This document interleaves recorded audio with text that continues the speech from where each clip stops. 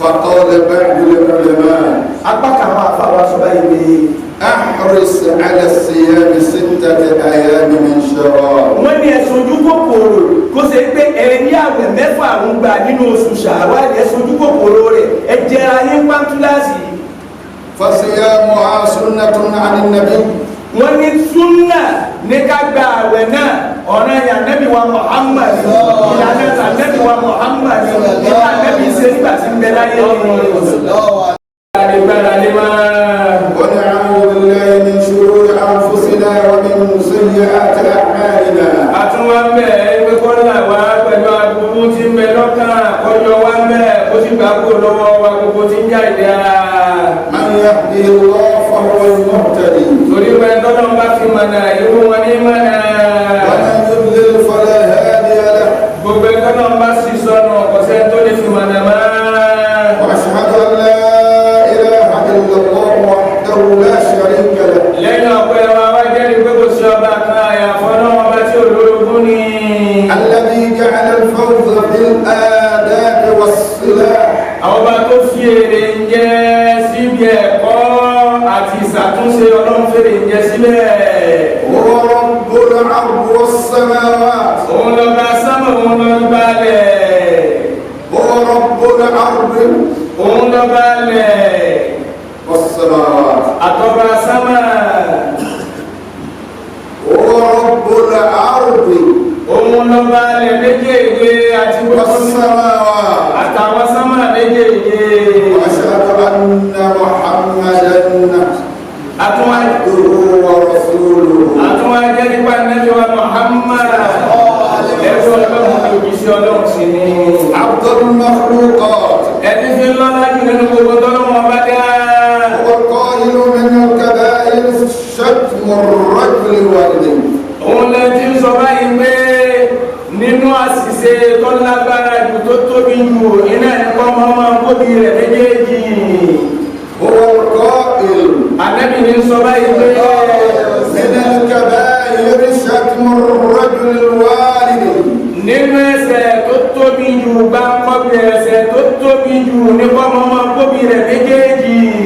قالوا يا رسول الله àwọn sàábé wọn sọ pé òjíṣẹ́ ọlọ́run وهل يشتم الرجل والدين؟ sọmọ máa fẹnu lálà sí àwọn òbí rẹ̀ méjèèjì bí sọmọ ó ṣe bẹ́ẹ̀ sáà. قال نعم. ànábì níbẹ̀ sọmọ ó ṣe bẹ́ẹ̀. يسب أبا الرجل. nígbà tí máa ń kú bàbá ẹnìkan. يسب أبا الرجل فيسب أباه. nígbà tí máa ń kú bàbá ẹnìkan tẹ́nu náà wá ń kú bàbá rẹ̀ padà pé bó ṣe kú bàbá mi yọ bàbá rẹ̀ irú ọmọ bẹ́ẹ̀ lọ́kọ́kọ́ kọ lẹ́tà sí fún òkú bàbá fún. ويسب أمه فيسب أمه. nígbà tó bá kú yẹn nìkan tó yọ̀bà ìyáláyà rẹ̀ táwọn náà wá fún ẹ nípa nígbàgbà rẹ̀ irú ẹni bẹ́ẹ̀ ní kú bàbá rẹ̀ mọ́ tó bá kú.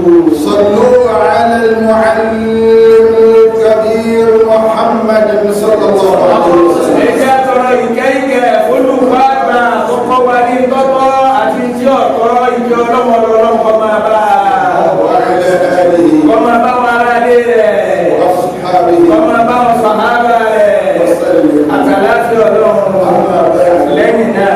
عباد الله gbogbo àwọn ẹrú sí ọlọ́run خطبتنا اليوم ọ̀rọ̀ àmẹ́bá wa ní jímà tó ní تدل على تنبيه من دين الله. ìyọ́ máa dá lórí ìtanijí pẹ̀lú ẹ̀sìn ọlọ́run. شهر رمضان. àwọn bàbá wa ní Ramadan ti lọ ذهب رمضان. oṣù àpọ́nlé wọn ti lọ ذهب رمضان. oṣù tọ́mọdé sí lọ́hùn gbàgbà sí lọ́hùn ti lọ. فلا تترك دين الله. wọ́n ní ẹ má wàá já fi ẹ̀sìn ọlọ́run ọba lẹ̀. لأن من نسي الله نسي نفسه. wọ́n nítorí pé ẹni tó bá gbàgbé ọlọ́run ara rẹ̀ ló gbàgbé kò lè gbàgbé ọlọ́run. حيث قال النبي الله موسى لربه. láàyè tọ́lọ́wọ́ ọba tí láàyè tá nàbì Mùsá tí ń bọ́ lọ́wọ́ ọba rẹ̀ sọ̀rọ̀ tí ń sọ báyìí pé. لما أوحى الله إلى موسى. ànábì Mùsá wá sí kò wá sàdédé bẹ́ẹ̀rì ọ̀rọ̀ bí ẹ bá ti gbọ́ náà wọn ní sànábì Mùsá. عليه السلام. àlàáfíà ọlọ́kọ̀ máa bá a. يا موسى ọlọ́run ní wọ́n Mùsá. هل عملت لي عملا قط؟ ìjọ òṣìṣẹ́ kan fún mi kọ́ wá jẹ́ pé iṣẹ́ mi nìkan ni kò dàpọ̀ mọ́ kankan. فقال Ànábì Musa bá sọ̀rọ̀. إلهي Olúwa mi o, إني صليت لك èmi Musa ń kírun fún ọ. وصمت لك Èmi Musa ń gbàwẹ̀ fún ọ. وتصدقت لك Èmi Musa ń ṣe sàrà fún ọ. وزكيت. Èyí sì ń lọ sàká bó ṣe ní yọ.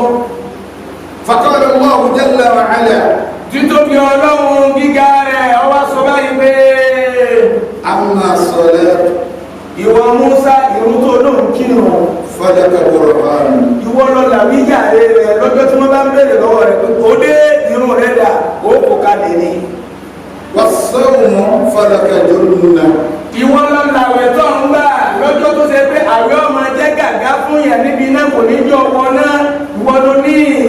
والصدقة فلك ظل Sàárà tó ń ṣe ìwọ ló ní ládàá rẹ̀ lọ́jọ́ tí kò gi tí ó mú àwọn èèyàn tó ṣe pé mú ọ̀run wọn máa dúró abẹ́ ògì ni wọ́n dúró jọ náà. والذكر فلك نور Ìrántí mi kọ wá náà rántí mi ó ṣe la ilaha illallah ó ṣe la hawla ní gbogbo ọ̀nà ìgbà tó fi rántí mi ìwọ ló ní ìmọ́lẹ̀ rẹ̀ àti inú sàárè rẹ̀ ló ti máa bá pàdé níwájú Ọlọ́run. فأي عمل عملت لي Ìwọ Mùsá nígbà tó wá ló ń ṣiṣẹ́ fún mi olóòkìrùn fún mi ọ̀ngbàwẹ̀ fún mi iṣẹ́ wo lọ́wọ́ sí nítorí ìtọ́jẹ́ pé mi ló wúlò fún tí èsè kò. فقال موسى يا رب Ànábì Mùsá nàbà sọ̀rọ̀ ó ní Olúwa o دلني على العمل الذي هو لك tọ́ka mi ṣiṣẹ́ tí màá ṣe tó ṣe pé iṣẹ́ rẹ̀ gangan iná ìṣẹ́ náà tí èsè ṣẹ́ tèmi. فقال الله تعالى Ọlọ́run wa sọ láì pé يا موسى ìwọ Mùsá هل وليت لي وليا ǹjẹ́ ọ̀nfẹ́ ni tọ́ ǹjẹ́ ìwọ Mùsá ìjọ ọ̀nfẹ́ ni tẹ́mi Ọlọ́run ọ̀nfẹ́ ẹ tó lólùfẹ́ هل وليت لي وليا ǹjẹ́ ni tí ń fẹ́ ọba mi fẹ́ وهل عاديت لي عدوا ǹjẹ́ ni tẹ́mi Ọlọ́run bínú sí tí mo mú lọ́tà ìwọ náà mú lọ́tà ó bínú sí. فعلم موسى Ibi tá Ànábì Mùsá ti wá mọ́ ẹ̀. أن أفضل الأعمال الحب في الله Ibẹ̀ yìí ti fi ń lọ́lá jù nínú iṣẹ́ òun náà ní kó nífẹ̀ẹ́ yàn nítorí ìtọ́lọ́. والبغض في الله Bọ́ọ̀bá sì kórìíra rẹ̀ tó bínú rẹ̀ kórìíra rẹ̀ nítorí ìtọ́lọ́. فانظروا بداية كلام الله Ẹ wá wo ibi tọ́lọ́ wọn ọba ti bẹ̀rẹ̀ ọ̀rọ̀ tí ń bá bọ̀ pé ìwọ ló ní irun ìwọ ló làwẹ̀ ìwọ ló ní gbá. إلى نهاية كلامه Ẹ wá wo ibi tọ́lọ́ wọn parí rẹ̀ sí. أن بعد الدين الخلق Pé lẹ́yìn ẹ̀sìn o ìtọ́lọ́ wọn fàyọ fún wa ń bẹ̀ ni pé lẹ́yìn ẹ̀sìn o ìwà ló kù tó mú kún ọ̀rọ̀ rẹ̀. ìròníwà síwà rẹ̀ dáa láàrin ẹbí yín síwà rẹ̀ dáa láàrin wọn láàrin àwọn ọ̀rẹ́ rẹ̀ síwà rẹ̀ dáa lẹ́dùúgbò yín síwà rẹ̀ dáa gbogbo yóò tó níwà síwà rẹ̀ dáa mẹ́rin fáwọn ìsẹ́kẹ̀rọ ọ̀pọ̀ ìwọ̀n ọ̀pọ̀ ìwọ̀n Gbogbo wa ẹja tọrọ àforíjì lọ ọ̀dọ̀ ọmọ aláforíjì rẹ̀ kó foríjì wá.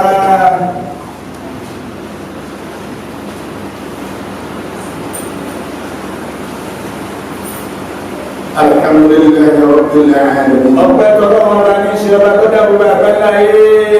الرحمن الرحيم Àjọkẹ́ ayé àṣàkẹ́ ọ̀run.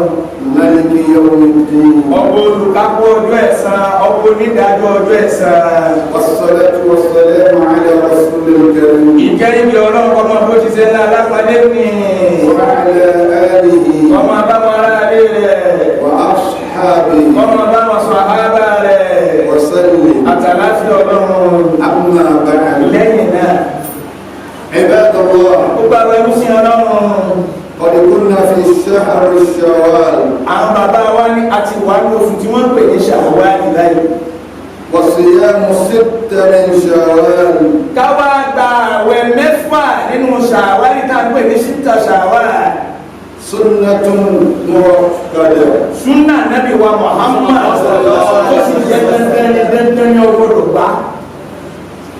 عن النبي صلى الله عليه وسلم wọ́n wá gbọ́rọ̀ náà wá wọ́n ní látọ̀dọ̀ ànábì wa Muhammad ìṣẹ́ من صام رمضان ẹnikẹ́ni nínú yín tó bá gba àwẹ̀ Ramadan ثم اتبعه ستا من شوال ó tún wá fi mẹ́fà tẹ̀lé nínú oṣù Ṣàwálì كان كالصيام الدهر wọ́n ló dà gẹ́gẹ́ bí ẹni tó fi gbogbo ọdún kan gba àwẹ̀ ni رواه مسلم wọ́n ní kẹ́sì dé máa bọ́ lẹ́sẹ̀ lẹ̀ mùsùlùmí lọ́gbà wa kò sí rọ́ńbẹ́ kò sá kẹ́fí sí mbẹ́.